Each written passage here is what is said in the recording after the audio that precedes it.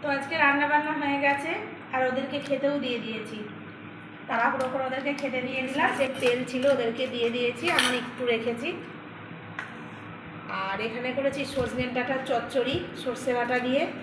এখানে আছে ছোট মাছ, পটল আর পেঁয়াজ দিয়ে করেছি, একটু চন্দনী বাটা দিয়েছি। এইরকম ছোট ছোট মাছ, পটল আর হচ্ছে পেঁয়াজ দিয়ে চন্দনী বাটা অর্থাৎ রাঁধুনি বাটা দিয়েছি।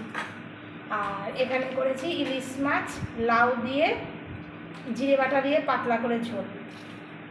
এই যে লাউ দিয়ে দিয়েছি। অনেক আমরা তো চাল কুমড়ো, মূলো, তারপরে হচ্ছে বেগুন, তারপরে হচ্ছে সর্ষে বাটা এসব খাই।